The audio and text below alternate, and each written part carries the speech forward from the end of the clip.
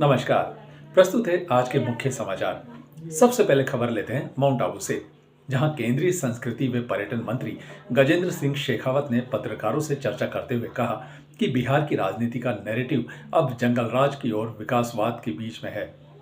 बाकी सारे नैरेटिव गौण हो गए हैं। इस बार लालू यादव के जंगल राज और मोदी नीतीश के विकासवाद के राज के बीच ही बिहार की जनता ने वोट करना तय किया है। इसलिए निश्चित रूप से विकास ही विजयी होगा। रविवार को सर्किट हाउस में भाजपा कार्यकर्ताओं और जनप्रतिनिधियों से मुलाकात की।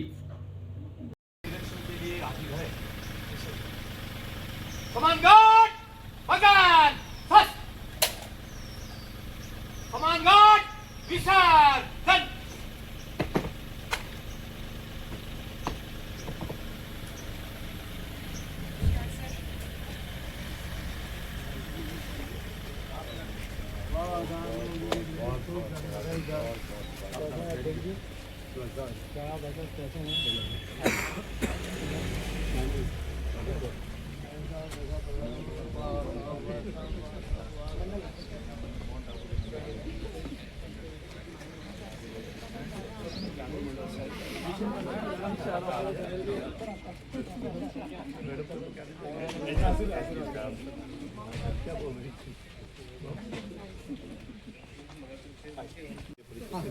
भवर सिंह जी ओबीसी जिला उपाध्यक्ष ओबीसी महेंद्र सिंह जी पूर्व मंडल मुकेश सिंह जी कोरिया ग्राम अरुण सिंह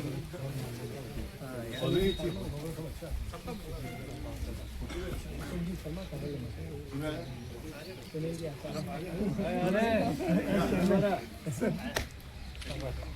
भगवान सिंह जी पाटिल मंत्री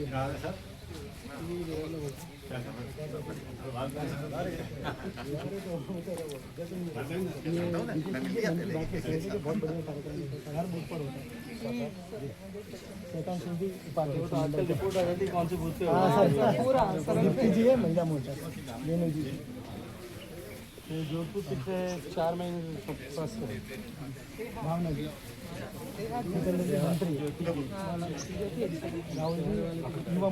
जीतेगा, क्योंकि बिहार के चुनाव का नैरेटिव अभी भी जंगल राज वर्सेस विकासवाद के बीच में है। बाकी सारे नैरेटिव्स गौण हो गए। केवल और केवल लालू यादव का जंगल राज और मोदी नीतीश का विकास राज, इन दोनों के बीच में बिहार की जनता ने चुनाव करना तय किया है और निश्चित रूप से विकास विजयी होगा। एनडीए ने अपना एजेंडा सबके सामने रखा था, पत्रकारों ने उनसे कुछ पूछा तो नीतीश जी उठ के चले गए थे।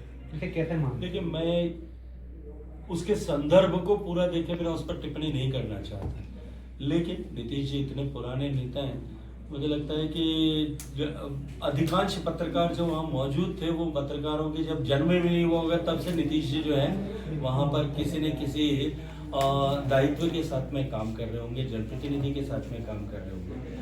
इसलिए इसका पूरा संदर्भ समझे बिना उस पर टिप्पणी करना उचित नहीं होगा। इतना मैं अवश्य कहूँगा कि भारतीय जनता पार्टी का 2014 के बाद में माननीय मोदी जी की राष्ट्रीय राजनीति में पदार्पण के बाद में एक ही एजेंडा है और वो एजेंडा है विकास का और देश को विश्व के सबसे शक्तिशाली, संपन्न और समृद्ध देशों की पंक्ति में खड़ा करने का। और मार्ग जो भारतीय जनता पार्टी के संस्थापकों ने जनसंघ के समय में निश्चित किया था, मार्ग आज भी वही है और वो है अंत्योदय का मार्ग, गरीब के घर में अंतिम पायदान पर खड़े व्यक्ति के जीवन में रोशनी ले जाने का मार्ग। सर, बिहार के संदर्भ में एक और चीज है कि ये दो चेहरे माने जा रहे हैं। तो नीतीश जी जो काफी पुराने, तेजस्वी, जो नए उभर के आ रहे हैं, तो चेहरा नीतीश जी और तेजस्वी नहीं है, चेहरा नीतीश जी और लालू प्रसाद यादव है। लालू प्रसाद जी के राज और राबड़ी राज के उस समय की विभत्स गतिविधियों को आज भी बिहार के लोग भूले नहीं है। वो माफिया राज बिहार से बदल करके आज विकसित होता हुआ बिहार जो है वो लोगों को सामने स्पष्ट रूप से दिखाई देता है। इसलिए इसमें कहीं कोई संदेह किसी भी तरह का। प्रशांत किशोर जी भी एक तरह से मोर्चा संभाले हुए त्रिकोणीय स्तर पे होता हुआ नजर तो नहीं आ रहा चुनाव? बिल्कुल भी नहीं होगा, आप मान करके चलिए। देखिए, वैसे कोई भी व्यक्ति जो हमारे सामने चुनाव लड़ता है वो हमारे लिए एक चुनौती है, हमारे लिए एक जो है एक अवरोध है उस रास्ते को पार करने के लिए। लेकिन मैं इतना अवश्य कहूँगा, बिहार की जनता है, ये राज्य बिहार का मतदाता देश का सबसे अधिक लोकतांत्रिक रूप से परिपक्व मतदाता है और बिहार के लोगों ने विकास का स्वाद अब चखा है, इसलिए विकास के साथ ही बिहार की जनता जातिगत समस्याओं को लेकर, जाति को एक मुद्दा मान करके वहाँ वोट पड़ते हैं। आप क्या मानते हैं, एनडीए को उसमें मैं सफलता फिर आपसे मिलेगी? कहूंगा कि पहले बिहार में निश्चित ही जाति के आधार पर चुनाव होते थे, लेकिन अब बिहार ने पहली बार विकास का, बिहार ने पहली बार सुशासन का, बिहार ने पहली बार परिवर्तन का समय देखा है। इसलिए अब नए स्वाद के साथ में बिहार के मतदाता जाति से ऊपर उठ करके मतदान करने लगा। राहुल गांधी जो आए दिन बयान दे रहे हैं, राहुल गांधी जी के बयानों को राहुल गांधी जी के परिवार और पार्टी में भी अब कोई गंभीरता के साथ में नहीं लेता। अब खबर जयपुर से। नगर निगम ग्रेटर की कार्यकारिणी समिति चतुर्थ की विशेष बैठक महापौर डॉक्टर सौम्या गुर्जर की अध्यक्षता में शनिवार को पंडित दीनदयाल उपाध्याय सभागार में आयोजित की गई, जिसमें समिति के सदस्य आयुक्त डॉक्टर गौरव सैनी, अतिरिक्त आयुक्त नरेंद्र कुमार बंसल सहित अन्य अधिकारी कर्मचारी मौजूद रहे। बैठक में कुल 73 प्रस्ताव व अन्य अतिरिक्त प्रस्ताव रखे गए, जिनमें से अधिकांशतः प्रस्ताव ध्वनिमत से पारित किए गए। बैठक में महापौर ने कहा कि समयबद्ध रूप से 7 नवंबर से पहले वार्डों के विकास कार्यों को पूर्ण किया जावे।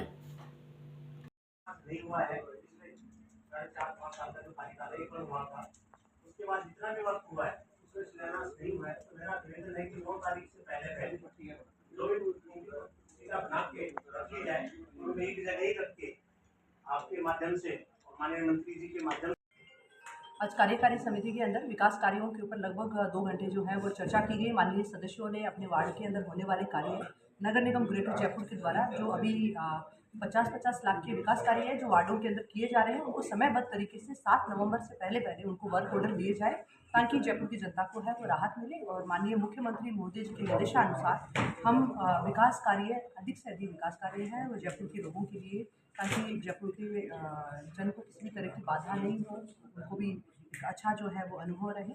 इसी के साथ में अन्य जो है सड़कों के, चौराहों के, उनके नामकरण के प्रस्ताव है वो भी रखे गए और उनमें काफ़ी अच्छे जो है, जैसे सेंट्रल पार्क का नाम है स्वर्गीय भैरू सिंह शेखावत जी के नाम से जो है उस पार्क का रखने का प्रस्ताव सर्वसम्मति से पास किया गया। इसी के साथ में स्पोर्ट्स एकेडमी का नाम हेड गेवारकर खेल एकेडमी के नाम से किया गया। इसी के साथ में पत्रकार मानक चंद जी के नाम से पाठ्य भवन से जो आने वाला रास्ता है वो पत्रकार मानक चंद जी के नाम पर किया गया। और इसी के साथ में जैन समुदाय का भरत चक्रवर्ती सर्किल जो है इस नाम से किया गया। ब्रिगेडियर सवाई भवानी सिंह जी के नाम से भी पास किया गया। अगर सिंह जी के नाम से, भगवान परशुराम जी के नाम से भी सर्किल का नामकरण है वो भी प्रस्ताव दिया गया।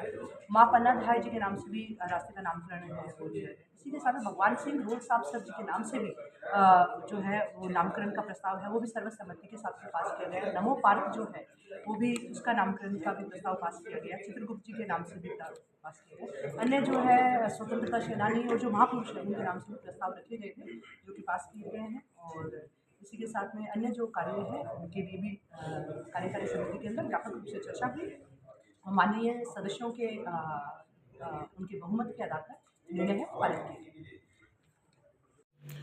अब खबर उदयपुर से लेते हैं, जहां डीएसटी टीम व कोटड़ा पुलिस ने अवैध मादक पदार्थों के विरुद्ध बड़ी कार्रवाई करते हुए डूंगरिया गांव में एक खेत में 239.600 किलोग्राम हरे गांजे के पौधों को जब्त किया है।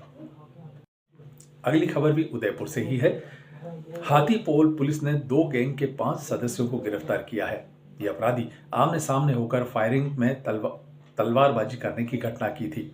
पुलिस ने आरोपियों को ताकि लगातार बाजार में घुमाया है। अब अगली खबर जयपुर ग्रामीण से लेते हैं, जहां जोबनेर पुलिस ने महिला के साथ साइबर फ्रॉड करके धोखाधड़ी करने के मामले में एक और आरोपी राजवीर को गिरफ्तार कर फ्रॉड की गई 29,000 रुपए की राशि को बरामद किया है। अब खबर पानी से उनका नाम और सुल्तान की शहरत पेटी में देख सकेंगे। जो प्रकार की वेबसाइट है voters.esi.in और एक electionalpha.gov.in, जिनसे ये देश की किसी भी भाग की मतदाता सूची यहाँ से प्राप्त की जा सकती है। जहाँ जैसा ग्रहण हुआ है, लास्ट दिन का ग्रहण हुआ है, वहाँ की सूची वहाँ उपलब्ध होगी। उपस्थित संबंधित निर्वाचन राजस्थान के 71% मतदाताओं की गिनती मैट्रिक्स विशेष गहन रूप से शुरू होने से पूरी कर दी गई है। और जैसा कि निर्देश प्राप्त हुए 3 लाख और 50 इस अवसर पर मारवाड़ जंक्शन तथा रानी में चल रहे प्रशिक्षण के दौरान निर्वाचन रजिस्ट्रीकरण अधिकारी महावीर सिंह ने बीएलओ को संबोधित करते हुए कहा कि गणना प्रपत्र पहले की तुलना में आसान हो गया है। विगत गहन पुनरीक्षण से मतदाताओं की मैपिंग 100% करना सुनिश्चित करें। उन्होंने कहा कि कोई भी पात्र मतदाता पीछे नहीं छूटे, ऐसा प्रयास हो। वे ईएफ की प्रत्येक प्रविष्टि को सही भरने, समयबद्ध कार्य संपादन सुनिश्चित करने के निर्देश दिए हैं। साथ ही अन्य स्थानों पर भी निर्वाचन रजिस्ट्रीकरण अधिकारियों ने भी संबोधित किया। गहन पुनरीक्षण के अंतर्गत दिनांक 4 नवंबर 2025 से बीएलओ घर घर जाकर परिगणना प्रपत्र प्रत्येक मतदाता को उपलब्ध करवाएंगे। इस अवसर पर बताया गया कि अब की बार मतदाताओं को पूर्व में ही मैपिंग होने के कारण गणना प्रपत्र के जमा कराने के समय साथ में कोई दस्तावेज नहीं देने हैं। प्रथम प्रशिक्षण में जिले के समस्त बीएलओ ने भाग लिया। प्रशिक्षण में जिला स्तरीय मास्टर ट्रेनर्स तुलसीराम, हेमंत दवे, बसंत कुमार, विक्रम सिंह, अनुराग चतुर्वेदी, निरंजन त्रिवेदी, करीम टांक आदि उपस्थित रहे। अब इस समय की बड़ी खबर उदयपुर से आ रही है, जहां पुलिस महानिदेशक के निर्देश पर ई सिगरेट पर सख्त कार्रवाई करते हुए अलग अलग कार्रवाई में 130 ई सिगरेट जब्त की है। पुलिस महानिदेशक ने ही सिगरेट प्रतिबंध अधिनियम 2019 के तहत ऑनलाइन बिक्री, भंडारण, वितरण व उत्पादन पर सख्त कार्रवाई करने के लिए प्रदेश भर में अभियान चलाया जा रहा है, जिसके तहत ये उदयपुर में कार्रवाई हुई है। अब अगली खबर चूरू से लेते हैं। दैवासुर संग्राम में तथा पंचायती राज्य मंत्री मदन सिंह राजाधिराज श्री दशरथ जी महाराज को कई बार इंद्र बुलाते सदन में आयोजित राम कथा में भाग लिया तथा धार्मिक और श्री दशरथ जी महाराज व आस्था प्रकट युद्ध करने जाते थे। कार्यक्रम के महाराज दौरान कोई ऐसे राजा नहीं मंत्री थे। ने कथावाचक स्वामी उस समय भूमंडल में जितने राजा थे, प्रेम भेंट की और वो आशीर्वाद भूमंडल प्राप्त के किया राजा और राम कथा के माध्यम से काम किए जा रहे होगा, धार्मिक एवं सांस्कृतिक संदेशों की सराहना की। रूपासक्त हो जाएगा, कामासक्त हो जाएगा। राजाधिराज श्री दशरथ जी महाराज इतने बड़े कि इनको काम किंकर बन गए और जैसे महाराज वहां गए, भूमि शयन पटु मोट। अब एक बड़े हादसे की खबर फलोदी से मिल रही है। मातोड़ा के पास सवारी से भरा एक टेम्पो आगे खड़े टोले में जा घुसा, जिससे 18 लोगों की मृत्यु की जानकारी आ रही है। केंद्रीय मंत्री गजेंद्र सिंह शेखावत व पूर्व मुख्यमंत्री अशोक गहलोत ने पटना से ट्वीट कर इस घटना पर दुख जताया है। सूत्रों से मिली खबर के अनुसार सभी लोग मथानिया के रहने वाले एक ही परिवार के हैं।